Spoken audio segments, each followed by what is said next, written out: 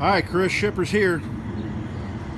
Now, I want to show you right there. That's ride height right there. So basically, to where the fender is hiding just the top of the tire there in the front. And then in the rear, you want the fender covering the top of the wheel like that. See that?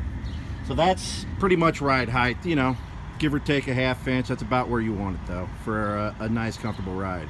If you've got it all the way up, which I'll show you that. Here's your air ride toggles right there underneath the seat.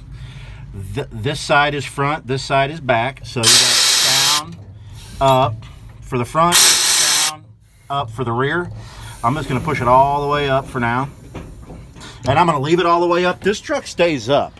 It really doesn't leak off too bad, which is nice. So I'm going to leave it up for the shippers so they don't really even have to mess with the air ride. I'm going to tell them how to work it, but that'll be just in case it goes down. I can show them, or they'll know how to raise it. But that's it. So that's all the way up right there. I already showed you where ride height was, and you already know how to make it go all the way down by just pushing those two toggles down. So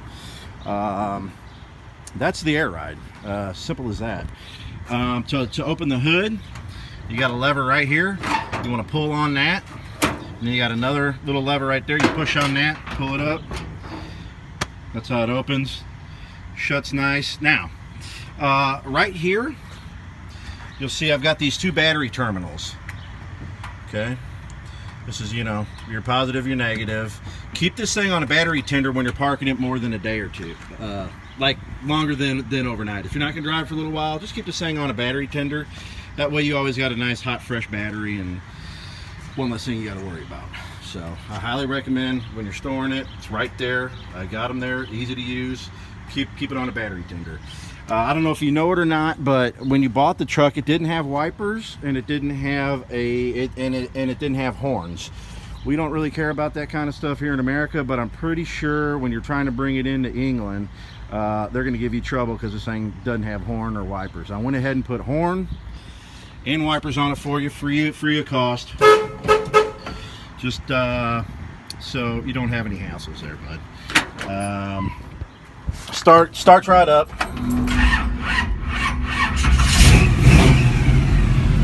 Wiper, 2-speed wiper, high, low.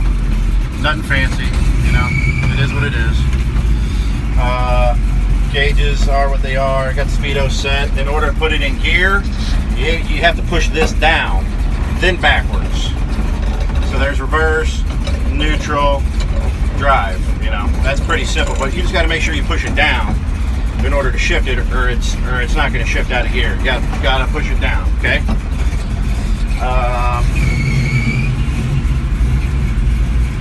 Go ahead and turn it off. For your gas fill, here's where you fill up the gas, and you got this special little key right here. This goes right in there, and you just twist, and it comes right off. Okay, but if you get stuck in rain or whatever, it's got a rubber seal.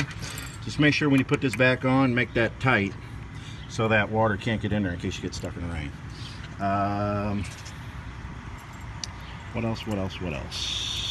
Oh, the chassis is all 1990 S10, Chevrolet S10. So all of your brakes and you know, ball joints, any suspension parts, whatever, it's all 1990 S10. So super easy. As far as the air ride goes, you got Firestone bags and Air Max compressors.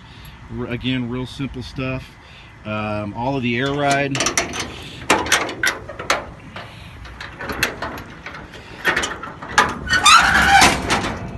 stuff's right back here. You can see it. Okay, there's your battery right there. This green fuse, that's your main fuse for the air ride. So if you ever just you don't want the air ride compressors running, if you're trying to start it or something or whatever, you can just pull that fuse and that'll kill the entire air ride system. Okay. That's your fuel pump there, fuel filter, and obviously the gas tank's right there. If you ever need to get into this stuff and work on it, which you really shouldn't have to, but I mean, if you need to take this bed unbolts. So it takes a little while, but it isn't horrible. You can unbolt this. You can unbolt all these boards out of here, and they'll come out, and you can have the whole bed exposed if you want to work on that. Those are 7/16 nuts. So I think that's it, dude. I don't know if you have any questions, but she's a good runner driver. The shipper's here and he's ready to take it. So we'll talk soon. Thanks, bud.